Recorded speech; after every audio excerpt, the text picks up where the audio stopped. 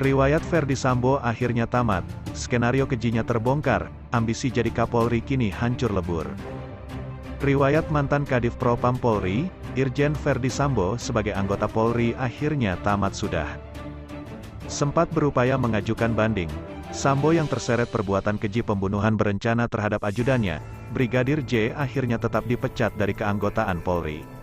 Mantan Jenderal Bintang 2 yang disorot karena lesatan karir tak wajar itu dipecat setelah permohonan bandingnya ditolak oleh Majelis Hakim dalam Sidang Kode Etik Profesi Kepolisian, KKEP. Komisi Banding memutuskan menolak permohonan banding Ferdi Sambo. Bunyi putusan yang dibacakan Komjen Agung Budi Marioto di Gedung TNCC, Mabes Polri, Jakarta Selatan dikutip Tempo.co, Senin, tanggal 19 September tahun 2022. Keputusan Komisi Kode Etik yang menolak banding Ferdi Sambo itu dinyatakan sudah bersifat final dan mengikat. Kadif Humas Mabes Polri, Irjen Pol Dedi Prasetyo mengatakan pelanggar sudah tidak bisa lagi mengajukan upaya hukum apapun setelah putusan banding ini. Keputusan sidang banding bersifat final dan mengikat. Sudah tidak ada upaya hukum kepada yang bersangkutan, kata Dedi seusai sidang KKEP pemecatan Sambo.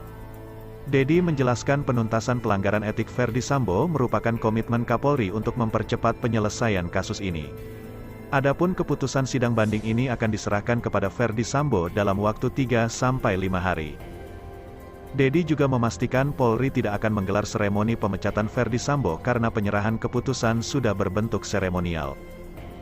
Jadi tidak ada seremonial, diserahkan saja sudah bentuk seremonial, ujar Dedi. KKEP menyatakan perilaku pelanggar dinilai sebagai perbuatan tercela dan sanksi administratif berupa PTDH dari anggota Polri. Pemecatan Sambo dari Korps Bayangkara sekaligus mengubur ambisi besarnya menduduki jabatan Kapolri. Sambo yang menjadi Jenderal Bintang 2 termuda, sempat disebut-sebut menjadi salah satu kandidat pengganti Kapolri. Sebelum skenario kejinya terbongkar, namanya sempat disejajarkan dengan sederet Jenderal Bintang atas yang diprediksi bakal bersaing di bursa calon Kapolri pengganti Listio Sigit. Mimpi besar Sambo menuju Kapolri juga tercantum dalam bagan konsorsium 303 ala Kaisar Sambo yang beredar beberapa waktu lalu. Dalam diagram itu, selain menampilkan dugaan praktik bisnis gelap perjudian dan bisnis haram lainnya berupeti miliaran, disebutkan juga penggalangan untuk mengorbitkan Sambo menjadi Kapolri.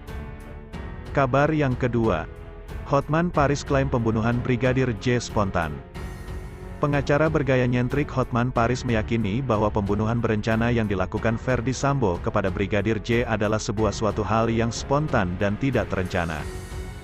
Hotman Paris mengklaim telah menerima data dari kuasa hukum Ferdi Sambo sendiri, di mana dalam data tersebut mengarahkan pembunuhan tersebut terjadi secara spontan. Saya sudah dapat data dari tim kuasa hukumnya bahwa ada arahnya ke arah seolah-olah ini bukan berencana. Spontan, ucap Hotman seperti dikutip holopis.com melalui kanal YouTube podcast Deddy Corbuzier Rabu, 21/9. Selain itu, pria berdarah Batak tersebut percaya bahwa motif pembunuhan yang dilakukan Ferdi Sambo akibat Brigadir J melakukan tindak pelecehan seksual kepada istrinya yakni Putri Chandrawati. Karena apa? Begitu Ibu Pisi pulang dari Magelang, cerita apa yang dia alami di Magelang. Ini menurut informasi dari tim Sambo, tadi tuh hasil kesaksian daripada di BAP bahwa Irjen Pol Sambo itu menangis, sambungnya. Kalau seorang jenderal menangis, berarti ada kejadian yang dia dengar dari istrinya yang sangat menyakiti hatinya, emosi, tegasnya. Diketahui dari spekulasi yang beredar, motif pembunuhan yang dilakukan Ferdi Sambo diduga akibat Brigadir J melakukan tindak pelecehan seksual terhadap Putri Chandrawati. Kabar yang ketiga, laporan upaya suap Ferdi Sambo di KPK ternyata masih proses administratif.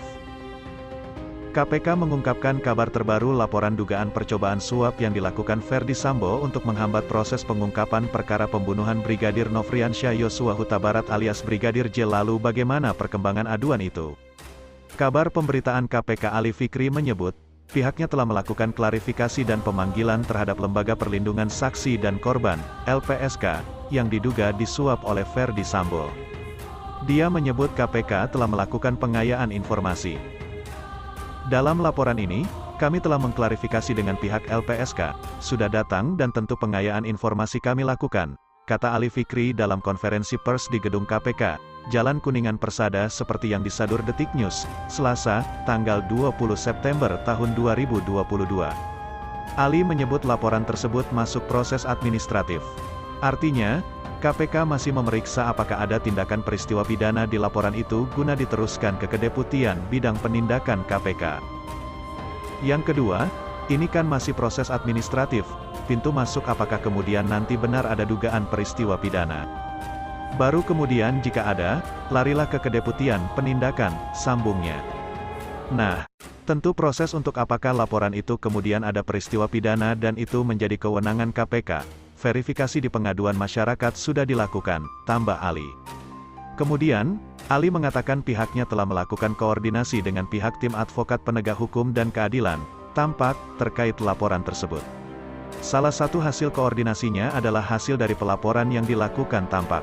Nah, dalam laporan ini kami sudah koordinasi dengan pihak pelapor dan sudah menyampaikan hasilnya seperti apa kepada pihak pelapor, begitu ya, tuturnya. Ali menerangkan, jika hasil laporan itu diarsipkan, artinya KPK saat ini belum menemukan adanya perbuatan pidana dalam laporan itu. Namun Ali menyebut laporan tersebut juga dapat dilakukan verifikasi ulang.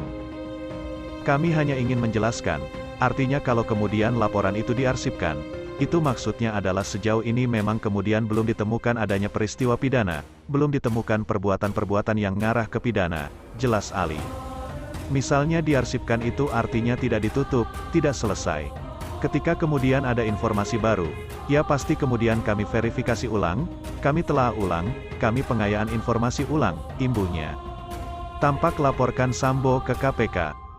Ali menyebut, sejatinya proses penanganan korupsi di KPK memang memiliki prosedur yang seperti itu. Hal itu guna memastikan perkara itu menjadi kewenangan KPK. Jadi penanganan perkara di KPK memang prosesnya demikian. Untuk memastikan bahwa perkara yang sudah masuk di penindakan adalah menjadi kewenangan KPK, sebut Ali. Karena pasal 11 UU KPK kan dibatasi di sana. Ada penyelenggara negara, aparat penegak hukum, pungkasnya. Untuk diketahui, laporan percobaan suap yang dilakukan ex-Kadif Propam Irjen Ferdi Sambo itu dilaporkan tampak pada tanggal 15 Agustus tahun 2022. Tampak menyebut Ferdi Sambo setidaknya diduga melakukan 3 percobaan suap. Adapun laporan pertama yakni, soal dugaan suap yang ditujukan kepada staf Lembaga Perlindungan Saksi dan Korban, LPSK. Upaya itu dilakukan Ferdi Sambo saat staf LPSK berada di kantor Kadif Propam Mabes Polri pada tanggal 13 Juli silam. Dugaan percobaan suap kedua merupakan upaya pemberian hadiah atau janji oleh Ferdi Sambo kepada sejumlah pihak yang diduga terlibat dalam perkara tersebut. Dilaporkan, Sambo menjanjikan hadiah berupa uang sebesar 2 miliar.